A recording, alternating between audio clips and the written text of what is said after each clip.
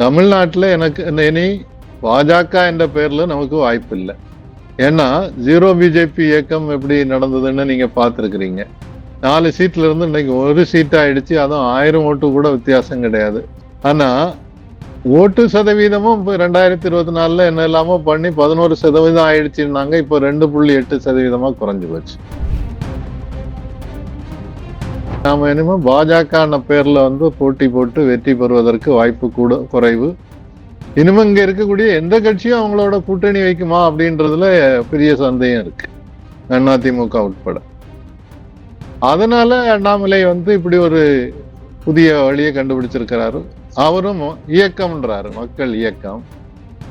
மக்கள் இயக்கம்னா பொதுவா இயக்கங்கள் நடத்தி இருக்கிறதெல்லாம் இடதுசாரிகள். இவர் ஒரு வலதுசாரி ஒரு இயக்கம் தொடங்கி அந்த இயக்கத்தை பிறகு கட்சியா மாத்துவேன்னு சொல்றாரு. ஆனந்தமாக அன்போடு தமிழ்நாட்டில் ஒரு அரசியல் இயக்கத்தை நாம் துவங்க இருக்கின்றோம். அடுத்து நடக்கக்கூடிய தமிழகத்தினுடைய பொது தேர்தலில் நம்முடைய கட்சி போட்டியிடும், அதில் எந்த மாற்று கருத்தும் இல்லை. இப்போ லதா ரஜினிகாந்த் அவர்கள் அவங்களுடைய பின்புலமும் என்னன்னு பாருங்க. அவங்களும் திரைப்படத்துறையில இருந்து தான் வந்தாங்க. இன்னும் இவங்க புதுசா ஒரு மக்கள் மேடை தொடங்குறோன்றாங்க. அவங்களுக்கும் உள்நோக்கம் என்னவா இருக்குதுன்னு சொன்னா, சரி நமக்கு இதுல கொஞ்சம் ஆதரவு கிடைச்சிருச்சுன்னு சொன்னா, கொஞ்சம் கூடுதலா வந்தாச்சுன்னு சொன்னா என்ன செய்யலாம். இப்போ விஜய்க்கு கூட்டணிக்காக போனவங்களுக்கு எல்லாருக்கும் ஒவ்வொரு அமைச்சர் கொடுத்தாங்கல்ல, அதே மாதிரி இவங்களுக்கு ஒருவேளை 2-3 சீட்டு எங்கேயாவது ஜெயிச்சிட்டோம் நம்ம பேர்ல அப்படின்னு சொன்னா, அல்லது இதை வச்சுட்டு ஒரு கூட்டணிக்கு போனோம்னா எதிர்காலத்துல ஒரு வாய்ப்பு இருக்கு அப்படின்னு ஒரு ஆசையோட இதுல இறங்குற மாதிரி தெரியுது. பீப்புள்ஸ் மூமெண்ட் மக்கள் மேடை இந்த ஸ்டேட்டுக்காக வேலை செய்ய நினைக்கிற அத்தனை பேரும் ஒன்றாக சேரலாம். அவர் உண்மையிலே பாஜகவிலிருந்து விலகிவிட்டார் அப்படின்றதே என்னால ஏற்றுக்கொள்ள முடியல. மறைமுகமான ஆதரவோட பாஜக ஆதரவோட இறங்கி இருக்கிறார். தலைவர்கள் எப்படிப்பட்டவர்கள்? நாம எல்லாருமே காமன் மேன் பொலிட்டீஷியன்ஸ், பக்கத்து வீட்டுக்காரங்க மாதிரி தான் மக்கள் நம்மளை பார்க்க போறாங்க. அது எல்லாம் கூட நம்முடைய அரசியல்ல முதல் நாள்ல இருந்து கல்ட் பாலிடிக்ஸ்ல இருந்து நம்ம வெளியே வரணும். அரசியல் மாற்றம்னு சொல்றாங்க, ஆனா அதே கல்ட் பாலிடிக்ஸ். நாம அதில் இருக்க போறது இல்லை. இந்த லதா ரஜினிகாந்தனுடைய மக்கள் மேடையாக இருக்கட்டும், அல்லது பேர் தெரியாத அண்ணாமலையினுடைய புதிய கட்சியோ இயக்கமாக இருக்கட்டும், கடைசியில் அல்டிமேட்டா போய் இவங்களோட தான் இணைவார்கள். அப்படி இணையும் போது அது ஆட்சி அமைக்கிறதுக்கு சூழ்நிலைக்கு, அதாவது தேர்தலுக்கு பிறகு கூட செய்யலாம், இல்லை தேர்தலுக்கு முன்னால செய்யலாம். அப்படி செய்யறது என்பது அந்த மாதிரி அவங்களுக்கு ஒரு வாக்கு வங்கியை இன்னைக்கு திருப்பி உருவாக்குறதுக்கான முயற்சியாகத்தான் இதை நம்ம பார்க்கணும்.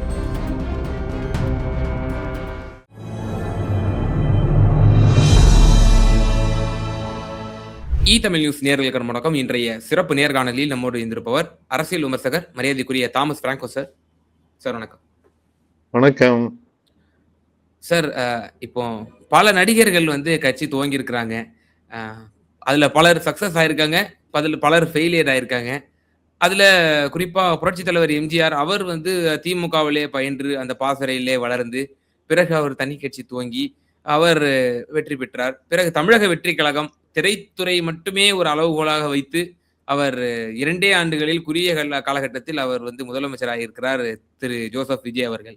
இப்போ அண்ணாமலை அவர் நான் தனி கட்சி ஆரம்பிக்க போறேன் அப்படின்னு சொல்லி மோடி அமித்ஷா அவர்களோட ஆசீர்வாதத்தோட அவர் இப்படி ஒரு அறிவிப்பை செஞ்சிருக்கிறாராங்கிற ஒரு கேள்வி இருக்கு. இப்போ ரஜினிகாந்த் அவர்கள் அவருடைய மனைவி அவருடைய பேர்ல மக்கள் மேடை அப்படிங்கிற ஒரு ஆர்கனைசேஷன் நாங்க உருவாக்கியிருக்கோம், எல்லாரும் அதுல இணைங்க, யாரெல்லாம் மாற்றத்தை விரும்புகிறீர்களோ அவர்கள் எல்லாம் இந்த ஆர்கனைசேஷன்ல ஜாயின் பண்ணிக்கங்க அப்படின்னு சொல்லி அவங்க ஒரு போர்ட்டல் ஒன்று ஆரம்பிச்சு இப்படி பண்ணியிருக்காங்க. இது என்ன உணர்த்தக்கூடிய செய்தி என்ன சார்? இதுல இருந்து வரக்கூடிய செய்தின்னு பாத்தீங்கன்னு சொன்னா 2 விஷயம். ஒண்ணு, உலக அளவுல பல மாற்றங்கள் நடந்திருக்குது, இந்திய அளவுல சில மாற்றங்கள் நடந்திருக்குது. அதுல குறிப்பாக தமிழகத்துல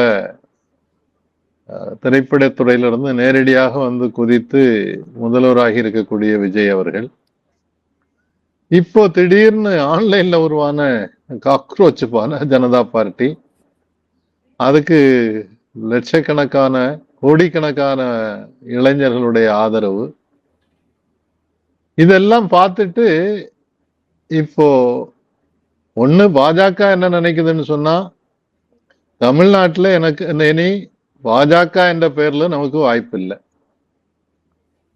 ஏன்னா ஜீரோ பிஜேபி இயக்கம் எப்படி நடந்ததுன்னு நீங்க பார்த்திருக்கிறீங்க.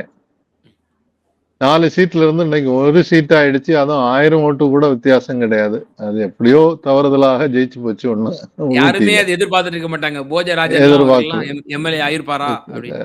ஆமா, கரெக்ட். ஆனா ஓட்டு சதவீதமும் இப்ப 2024ல என்ன எல்லாமோ பண்ணி 11% ஆயிடுச்சுன்னாங்க. இப்ப 2.8% குறைஞ்சு போச்சு. இதுல இருந்து அவங்களுக்கு கிடைத்திருக்கக்கூடிய பாடம் என்னன்னு சொன்னாக்கி, நாம இனிமே பாஜக பேர்ல போட்டி போட்டு வெற்றி பெறுவதற்கு வாய்ப்பு கூட குறைவு. இனிமே இங்க இருக்கக்கூடிய எந்த கட்சியும் அவங்களோட கூட்டணி வைக்குமா அப்படின்றதுல பெரிய சந்தேகம் இருக்கு, அதிமுக உட்பட. அதனால அண்ணாமலை இப்படி ஒரு புதிய வழியை கண்டுபிடிச்சிருக்கிறாரு. அவரும் இயக்கம்ன்றாரு, மக்கள் இயக்கம். மக்கள் இயக்கம்னா பொதுவா இயக்கங்கள் நடத்தி இருக்கிறதெல்லாம் இடதுசாரிகள். இவர் ஒரு வலதுசாரி ஒரு இயக்கம் தொடங்கி அந்த இயக்கத்தை பிறகு கட்சியா மாத்துவேன்னு சொல்றாரு. அவருடைய அரசியல் பின்னணியை பாருங்களேன். அரவாக்குறிச்சியில எம்எல்ஏயா போட்டி போட்டு தோத்தாரு. கோயம்புத்தூர்ல எம்பிக்கு போட்டி போட்டு தோத்தாரு. இப்போ அவருக்கு பின்னால யார் வரப்போறாங்க, எந்த திமுகல இருந்து போறாங்களா, அதிமுகல இருந்து போறாங்களா, இல்ல பாஜகவுல இருந்து ஒருவேளை கொஞ்சம் பேர் தனிப்பட்ட முறையில அவரை பிடிக்கும்ன்றவங்க போறதுக்கு வாய்ப்பு இருக்கு. அது ஒரு இயக்கமாகவோ கட்சியாகவோ வளர்வதற்கான வாய்ப்பு நிச்சயமாக இல்லைன்றது என்னுடைய கருத்து. இப்போ லதா ரஜினிகாந்த் அவர்கள், அவங்களுடைய பின்புலமும் என்னன்னு பாருங்க. அவங்களும் திரைப்படத்துறையில இருந்து தான் வந்தாங்க.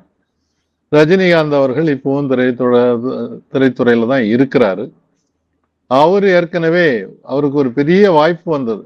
ஜெயலலிதா அம்மையாருக்கு எதிராக ஊழல் குற்றச்சாட்டுகள் ரொம்ப வலுவாக இருந்த போது அவர் ஒருவேளை அரசியல்ல நேரடியாக இறங்கி இருந்தால் அவர் வெற்றி பெறுவதற்கான ஒரு வாய்ப்பு இருந்தது. அது நடக்கல. அவரு பயந்தோ என்ன காரணத்தின் கொண்டோ கடைசி நேரத்துல இல்ல நான் கட்சி தொடங்கல அப்படின்னு சொல்லி விலகிக்கிட்டார். அம்மையார் தோத்து போனாங்க, திமுக ஆட்சிக்கு வந்தது. அது பழைய வரலாறு. இப்போ ரஜினிகாந்தனுடைய மனைவி லதாவை பொறுத்தவரையில அவங்களுடைய தனிப்பட்ட பின்னணியும் பார்க்கணும். அவங்க பள்ளிக்கூடம் நடத்துறாங்க. அந்த பள்ளிக்கூடத்துல ஆசிரியர்களுக்கு சரியான நேரத்துல சம்பளம் கிடைக்கிறது இல்லைன்னு ஒரு புகார் இருக்குது. அங்க போய் சப்ளையர்ஸ் ஆக போறவங்க, கான்ட்ராக்டுக்கு போறவங்க எல்லாம் எனக்கிட்ட நானும் பள்ளித்துறையில பல வருடங்கள் இருந்ததுனால அங்க இருக்கக்கூடிய suppliers, book sellers, uniform supply பண்ணக்கூடியவங்க, கான்ட்ராக்டர்ஸ், இவங்க எல்லாம் அங்க என்ன நடக்குதுன்றது ஷேர் பண்ணிக்கிடுவாங்க. ரொம்ப வருத்தத்தோட சொல்லுவாங்க, இந்த அம்மாட்ட போய் ஒரு வேலையை செய்துட்டு காசை கேட்டா காசு கிடைக்கிறது இல்லை. அவங்களாங்க இப்ப திடீர்னு மக்கள் மேடைன்னு சொல்றாங்க. மக்கள் மேடைன்னு தமிழ்நாட்டுல ஏற்கனவே வேற ஒரு அமைப்பு பல ஆண்டுகளாக செயல்பட்டு இருக்கு. அதுல மதச்சார்பற்ற பலரும் இணைந்து செயல்பட்டு கொண்டிருக்கிறார்கள். நானும் கூட அந்த மக்கள் மேடையில இருக்கிறேன். இன்னும் இவங்க புதுசா ஒரு மக்கள் மேடை தொடங்குறோன்றாங்க. அவங்களுக்கும் உள்நோக்கம் என்னவா இருக்குதுன்னு சொன்னா, சரி நமக்கு இதுல கொஞ்சம் ஆதரவு கிடைச்சிருச்சுன்னு சொன்னா, கொஞ்சம் கூடுதலா வந்தாச்சுன்னு சொன்னா என்ன செய்யலாம்? இப்போ விஜய்க்கு கூட்டணிக்காக போனவங்களுக்கு எல்லாருக்கும் ஒவ்வொரு அமைச்சர் கொடுத்தாங்கல்ல, அதே மாதிரி இவங்களுக்கு ஒருவேளை 2-3 சீட்டு எங்கேயாவது ஜெயிச்சிட்டோம் நம்ம பேர்ல அப்படின்னு சொன்னா, அல்லது இதை வச்சுட்டு ஒரு கூட்டணிக்கு போனோம்னா எதிர்காலத்துல ஒரு வாய்ப்பு இருக்கு அப்படின்னு ஒரு ஆசையோட இதுல இறங்குற மாதிரி தெரியுது. இதுல முக்கியமாக பார்க்க வேண்டியது என்னன்னு சொன்னா, இந்த வெற்றிக்கு பின்னணியில வெறும் சினிமா கிடையாது. அதுக்கு பின்னால இருந்த ஊடகங்களுடைய விளையாட்டு, சமூக ஊடகங்களுடைய விளையாட்டு, ஒரு நரேட்டிவ் செட் பண்ணது. அதோட சேர்த்து எனக்கு இன்னும் சந்தேகம் இருக்குது, குறிப்பிட்ட பல தொகுதிகளில் டார்கெட் பண்ணி ஓட்டு மேனிப்புலேஷன் என்பது நடந்திருக்கு. இன்னைக்கு வரைக்கும் அதை பற்றி உள்ள முழுமையான புள்ளி விவரங்கள் வெளியிடப்படவில்லை. பூத் வாரியான உள்ள ரிசல்ட் தெரியல, இன்னும் தெளிவாக தெரியவில்லை, சொல்லல. எலெக்ஷன் கமிஷன் பல விஷயங்கள், பெங்கால்ல எலெக்ஷன் கமிஷன் கொடுத்திருக்கக்கூடிய பல டீட்டெயில்ஸ் இங்க இருக்கக்கூடிய எலெக்ஷன் கமிஷன் இன்னும் வெப்சைட்ல போடல. எனக்கு தெரிந்த நபர்கள் தகவல் சேகரிப்பதற்காக தகவல் பெறும் உரிமை சட்டத்துல லெட்டர் கொடுத்து வெயிட் பண்ணிட்டு இருக்காங்க. அப்போ இந்த பின்புலத்துல ஏதோ ஒரு திரைப்படம் மட்டும்தான் காரணம், ஒரு நடிகர் அவர் ஒரு பெரிய என்ன சொல்றது பிரபலமான நடிகர்ன்றதுனால மட்டும் ஜெயிச்சிடலன்றது என்னுடைய கருத்து. இதுக்கு முன்னால நீங்க சொன்னீங்க எம்ஜிஆர் அவர்கள், அவர் வந்து பெரியார் காலத்துல இருந்து திராவிடர் கழகத்துக்கு வந்து, திராவிடர் முன்னேற்ற கழகத்துக்கு வந்து, அதுக்கு பிறகு பிரிஞ்சு போனாரு. அப்பவும் ஊழல் குற்றச்சாட்டை சொல்லிட்டு தான் போனாரு. அவருக்கு ஏற்கனவே ஒரு நல்ல திரைப்பட துறை மூலமாக அவர் ஒரு இமேஜ், ஒரு அவருடைய உருவத்தை உருவாக்கி வச்சிருந்தார். நேர்மையானவர், ஏழைகளுக்காக குரல் கொடுப்பவர், மீனவர்களுக்காக குரல் கொடுப்பவர், இப்படின்னு ஒரு இமேஜ். அதை பற்றி ஒரு புத்தகம் கூட டாக்டர் எம்.எஸ்.எஸ். பாண்டியன் எழுதின புத்தகம் இருக்கு, இமேஜ் ட்ராப் அப்படின்னு சொல்லி. அதுல அவர் அழகா வரையறுத்து சொல்றாரு எப்படி அதுக்கு திரைப்படங்களை அரசியலுக்காக பயன்படுத்தினாருன்னு சொல்லி. நான் கண்கூடாக எனக்கு நாகர்கோவில்ல நடந்த ஒரு சம்பவம் தெரியும். மீனவர்களுக்கு வந்து எம்ஜிஆர்னு அவ்வளவு பற்றுதல் இருக்கும். அப்போ ஒரு திரைப்படத்துல வந்து இப்போ உள்ள ஸ்கிரீன் இல்லை, அப்போ எல்லாம் துணி ஓட்ட ஸ்கிரீன் தானே. எம்ஜிஆர் வந்து ஆப்போசிட்ல இருக்கக்கூடிய வில்லன் வந்து அடிச்சு உதைக்கிறார். அப்போ கூட்டத்துல இருந்த ஒரு மீனவர் வந்து அவர் கையில வச்சிருந்த கத்தியை தூக்கி எறிகிறார். இந்த அப்படிங்க இந்த கத்தி எடுத்து குத்து அப்படின்னு எம்ஜிஆருக்கு திரையில போய் குத்தி திரை கிழிஞ்சு போச்சு. இப்ப அந்த அளவுக்கு அவங்க வந்து உணர்ச்சி வசப்பட்டவர்களாக இருந்தாங்க. அதெல்லாம் வந்து எம்ஜிஆருக்கு உதவியாக இருந்தது. அதுக்கு பிறகு வந்து விஜயகாந்துக்கு என்னன்னு பார்த்திருக்கிறோம். நடிகர் திலகம் சிவாஜி கணேசன் அரசியலுக்கு வந்து எந்த அளவுக்கு சாதிக்க முடிஞ்சதுன்றத பார்த்திருக்கிறோம். அதே மாதிரி குட்டி குட்டி ஆட்கள்லாம் வந்து கார்த்திக் புலம் உள்ளவங்க எல்லாம் வந்து தேர்தல்ல போட்டி சார், போட்டாங்க. இப்போ அப்புறம் இந்த காணாம போயிட்டாங்க. ரஜினிகாந்தினுடைய இந்த இயக்கம் என்பது அப்பட்டமாக அண்ணாமலையினுடைய பின்னணியில் வந்து இயங்கக்கூடிய ஒரு இயக்கமா பார்க்கணுமா? அண்ணாமலைக்கு ஆதரவு தரக்கூடிய ஒரு இயக்கமாக பார்க்கணுமா? அப்படி மட்டும் சொல்ல முடியாது. ஏன்னா இப்போ அண்ணாமலையோட ஸ்டாண்ட், உண்மையான ஸ்டாண்ட் என்னன்றது நமக்கு தெரியல. அவர் போய் நான் ராஜினாமா கடிதம் கொடுத்துட்டு வந்துட்டேன்னு சொல்றாரு. ராஜினாமா கடிதம் கொடுக்கணும்னாக்கி அவர் நேரடியா ஒரு இமெயில் அனுப்ப வேண்டியதானே. எதுக்கு நேரடியாக போய் அமித்ஷாவை பார்க்கணும், பாஜக அகில இந்திய தலைவரை பார்க்கணும். இங்க இருக்கக்கூடிய நயனார் நாகேந்திரன் எனக்கு கடிதமே வரலன்றாரு. அப்போ அதுக்குள்ள ஏதோ ஒரு சூழ்ச்சி இருக்கு. அது அப்போ அவர் வந்து உண்மையிலே பாஜகவிலிருந்து விலகிவிட்டார் அப்படின்றதே என்னால ஏற்றுக்கொள்ள முடியல. மறைமுகமான ஆதரவோட, பாஜக ஆதரவோட இறங்கி இருக்கிறார். நம்ம இதுக்கு முன்னால ரஜினிகாந்த் அவர்களை அரசியலுக்கு கொண்டு வருவதற்கான முயற்சியில பாஜக ஈடுபட்டது நமக்கு எல்லாருக்கும் தெரியும். ஊடகங்கள் மூலமா பார்த்திருக்கிறோம். ஆடிட்டர் குருமூர்த்தி வந்து அவரை நேரடியாக போய் பார்த்து அரசியல்ல குதிக்க சொல்லி எல்லாம் சொல்லி பார்த்தாரு. அவர் அந்த நேரத்துல சேரல. பல நேரங்கள்ல பாஜக சொல்லக்கூடிய கொள்கைகளுக்கு ஆதரவாக குரல் கொடுத்தவர் தான் ரஜினிகாந்த் அவர்கள். அவங்களுக்கும் அந்த ஒரு நோக்கம் இருக்கலாம். அரசியல் பின்புலத்துல பிஜேபி கூட இருக்கலாம், ஆர்எஸ்எஸ் கூட இருக்கலாம். யாருக்கு ஒரு வாய்ப்பு வருது, யாருக்கு கொஞ்சம் செல்வாக்கு கூடுதுன்னு பார்த்துட்டு அவங்கள பயன்படுத்துவாங்க. அந்த நீங்க உங்க கேள்வி சரியான கேள்வி. இதன் பின்புலத்துல பாஜகவும் இருப்பதற்கான வாய்ப்பு நிச்சயமாக இருக்கிறது. விஜய்க்கு போகக்கூடிய ஓட்டை பிரிக்கணும் அவங்களுக்கு. இப்போ அதை பிரிப்பதற்கு இதெல்லாம் யுக்திகளாக பயன்படுத்துவாங்க. அதே மாதிரி விஜயையும் வந்து ஒரு கட்டத்துல சிக்கலுக்குள்ள கொண்டு நிறுத்துறதுக்கு அதெல்லாம் உதவியாக இருக்கும். அவங்க வந்து இதுவரைக்கும் விஜய் வந்து நான் மதச்சார்பற்ற ஆட்சி தான் நடத்துவேன்னு சொல்றார். அதை பாஜக என்னைக்குமே ஏற்றுக்கொள்ளாது. சார், இந்த சட்டமன்ற தேர்தல்ல யாருக்குமே பெரும்பான்மை கிடைக்காத இந்த சூழ்நிலையில ஹங் அசம்பிளி ஏற்பட்டுச்சு தமிழ்நாட்டுல. ஒரு இதுவரை கண்டிராத ஒரு வரலாற்று திருப்பமாக இது அமைஞ்சிருந்துச்சு. ஸோ இனி வரக்கூடிய காலகட்டத்துல வந்து எந்த ஒரு கட்சிக்கும் தனி பெரும்பான்மை கிடைத்து விடக் கூடாது, ஒரு தனி கட்சி ஆட்சி இருக்கக்கூடாது. இரு திராவிட கட்சிகள் இல்லாத தமிழகம் முதன்முறையாக அமைந்திருக்கிறது. எனவே இந்த வெற்றிடத்தை பயன்படுத்தணும். ரஜினிகாந்த் அவரோட வாய்ஸ் கடந்த காலகட்டத்துல 96 காலகட்டத்துல அவரோட வாய்ஸ் ரொம்ப பவர்ஃபுல்லா இருந்திருக்கு. எனவே அவருக்கு ஒரு பொலிட்டிக்கல்ல ஒரு மவுஸ் இருக்கு. அவரை ஒரு வாய்ஸா வச்சு, அதாவது அண்ணாமலை அவர்கள் ரஜினியோட வாய்ஸா இந்த தேர்தலை அவர் களமிறக்கணும். இதன் மூலியமாக இரு திராவிட கட்சிகளினுடைய அந்த அரசியல் இதோட முடிவுக்கு வரணும் இந்த தேர்தலோட, அப்படிங்கிற மாதிரியான ஒரு பார்வை இதுல பார்க்க வேண்டியது இருக்கா? நிச்சயமாக பாஜகவுக்கு வந்து அவங்களாக இனிமே தமிழ்நாட்டுல பாஜக தனியானு ஜெயிக்க போறது இல்லை. ஜீரோ பிஜேபி மூவ்மெண்ட்டுக்கு பிறகு அந்த ஏற்கனவே 4 சீட்ல இருந்து 1 சீட் ஆயிடுச்சு. 11% 2.8% வாக்கு விகிதம் குறைந்து விட்டது. இனிமே அவங்க கூட கூட்டணி வைக்கிறதுக்கு இப்ப இருக்கிறதுல யாரும் தயாராக இருப்பாங்களான்றது கேள்வி ஆயிடுச்சு. திமுக தெளிவாக பாஜக எதிர்ப்புன்றதே இவ்வளவு காலங்காலமா சொல்லிட்டு இருக்காங்க. அதிமுக நம்ம தப்பு பண்ணிட்டோம்னு இப்போ ரிக்ரெட் பண்ணிட்டு இருக்கிறாங்க. அவங்களுக்குள்ளாலே விமர்சனம் வருது. தாவேக்கா நாங்க மதச்சார்பற்ற ஆட்சி தான் நடத்துவோன்றது சொல்லியிருக்கிறாங்க. அப்படி இருக்கக்கூடிய சூழ்நிலையில ஒரு பக்கத்துல அவங்களுக்கு திராவிட கட்சிகளை ஒழிக்கணும்னு ஆசை இருக்கு. தாவேக்காவை திராவிட கட்சி இல்லைன்னு சொல்லலாம். ஆனா அவங்களும் பெரியாரை தலைவராக வச்சிருக்கோம்னு தான் சொல்றாங்க. அப்போ இவங்களை வீழ்த்தணும்னு சொன்னாக்கி இன்னொரு மாற்று உருவாகணும் அப்படின்னு ஒரு முயற்சியில இந்த செயல்பாடுகள் நடக்கிறதாகத்தான் நான் கண்கூடாக பார்க்க வேண்டியது. ஒரு மாற்று யுக்தி அப்படின்னு சொல்லி முயற்சி பண்றாங்க. இந்த முயற்சி இதெல்லாம் எந்த அளவுக்கு வெற்றி ஏற்படும்ன்றதுல கேள்விக்குறி இருக்கு.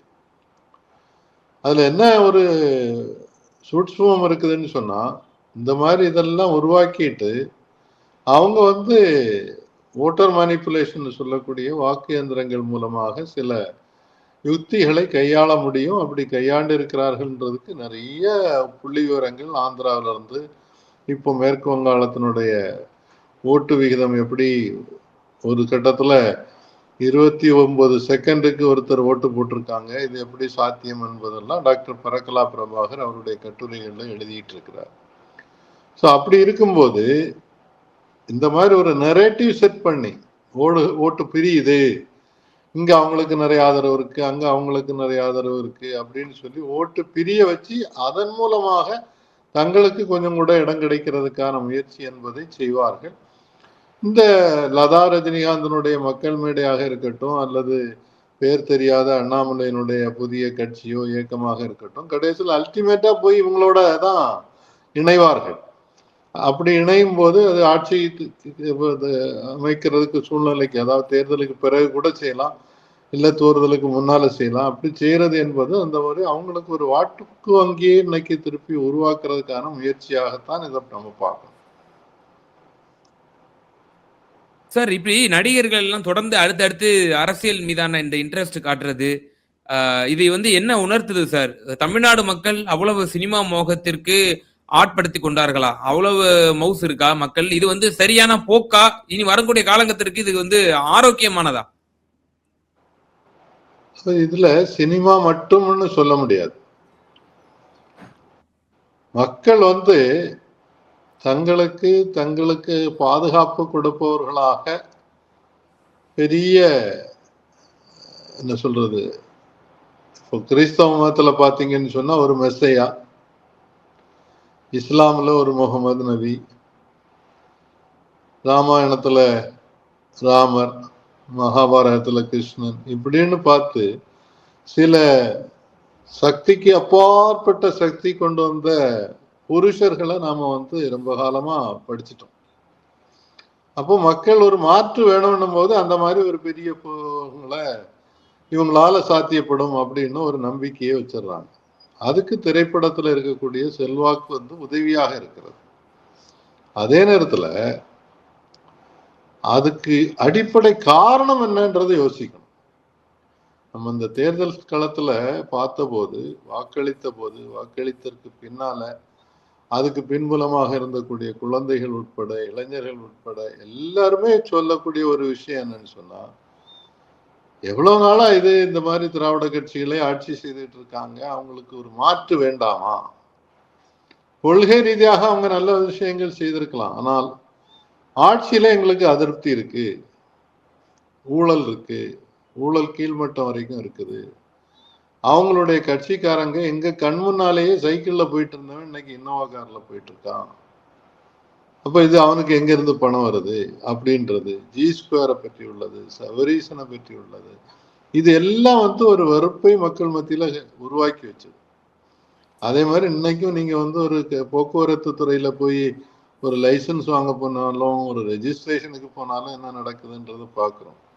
வருவாய்த்துறையில இப்ப 63, 64 இடங்கள்ல இப்ப சோதனை செய்ததா சொல்றாங்க. வருவாய்த்துறையை பொறுத்தவரையில எந்த ஒரு சர்டிபிகேட் வாங்கினாலும் காசு கொடுக்கணும்னு நிலைமை தானே இருக்கு. ஒரு குறிப்பிட்ட சில மிக குறைந்த சதவீதத்துல தான் நேர்மையாக இயங்கக்கூடிய அதிகாரிகள், ஊழியர்கள் இருக்காங்க.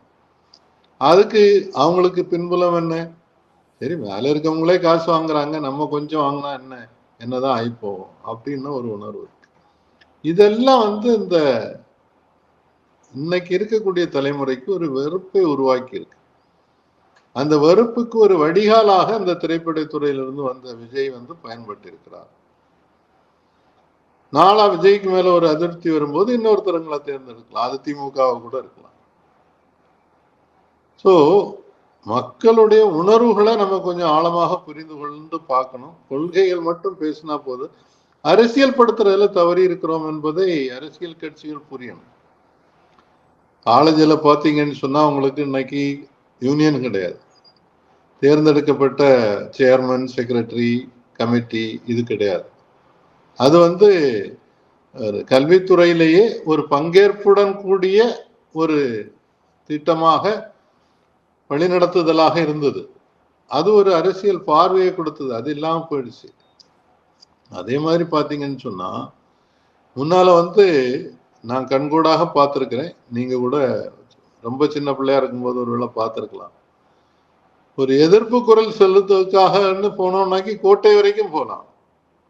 கோட்டை நோக்கி பேரணின்னு தான் சொல்லுவாங்க. திமுக அப்படி பேரணி நடத்தி ஆக ஒரு கட்சி தான். இன்னைக்கு நீங்க சேப்பாக்க தவிர வேற எங்கத்தையும் ஒரு எதிர்ப்பு குரல் ஒழுக்க முடியாது. ஆள் இல்லாத ஒரு இடத்துல உட்கார்ந்து இருந்து நீங்க சத்தம் போட்டுட்டு வாங்க. ஊடகத்துல யாராவது பாவம் போட்டு பார்த்து அவங்க கொஞ்சம் போட்டோ வீடியோ எடுத்து போட்டாதான் உண்டு. இல்லைன்னா என்ன நடக்குதுன்றதே மக்களுக்கு தெரியாது. இது சென்னையில மட்டும் இல்ல, தமிழ்நாடு முழுவதும் மாவட்டங்கள்ல இந்த பிரச்சனை இருக்கு. இதெல்லாம் மக்களை அரசியல் படுத்துறதுல, குறிப்பாக இளைஞர்களை, பெண்களை அரசியல் படுத்துறதுல தவறி இருக்கிறோம். அதற்கான முன்னுரிமை கொடுக்கணும்ன்றதுதான் என்னுடைய ஆலோசனையாக முன்வைக்கிறேன். தாவேக்காவுக்கு கூட நான் சொல்லக்கூடிய ஆலோசனை அதுதான். முதல்ல ஒரு அரசியல் படுத்துங்க. உங்களுடைய அமைச்சர்களுக்கு அரசியல் சொல்லிக் கொடுங்க, உங்க மாவட்ட செயலாளர்களுக்கு சொல்லிக் கொடுங்க, உங்க கிளை செயலாளர்களுக்கு சொல்லிக் கொடுங்க. இல்லைன்னா அவங்கவுங்க என்னென்னமோ செய்துட்டு இருக்காங்க. இது நிலைச்சு நிக்காது. நிச்சயமா சார். ஒரு கருத்தியல் மற்றும் ஒரு அறிவு சார்ந்த ஒரு சமூகமாக உருவெடுக்க வேண்டும், அரசியல் மயப்படுத்த வேண்டும். இப்போ இந்தியா முழுக்க பார்க்குறோம். மேலும் காக்ரோச் ஜனதா தளம் என்ற ஒரு சோசியல் மீடியா, அதுல உருவான ஒரு கட்சியவே நம்ம பார்க்கிறோம். அவங்க நேஷனல் ஸ்போக்ஸ் பர்சன்ஸ்லாம் நியமிச்சிருக்கிறாங்க. இப்போ யாரெல்லாம் சோசியல் மீடியாவிலேயே கட்சி துவங்குறாங்க. அப்படிப்பட்ட ஒரு சூழ்நிலை. ஜென்சி புரட்சி அப்படின்றாங்க. தமிழ்நாட்டுல தமிழக வெற்றி கழகம் அப்படிப்பட்ட ஒரு ஜென்சி புரட்சி அப்படின்றாரு. அதே போல இன்றைய தினம் அண்ணாமலை கட்சி துவங்கும் போதும் ஜென்சி, ஆல்பா இவங்களை எல்லாத்தையும் நம்ம ஈர்க்கணும் அப்படிங்கிற மாதிரியான கருத்தெல்லாம் முன்வைக்கிறாரு. நிச்சயமா சார், பல்வேறு கேள்விகளுக்கு ரொம்ப தெளிவா உங்களுடைய பதில்களை கொடுத்தீங்க. ரொம்ப நன்றி சார். நன்றி, வணக்கம்.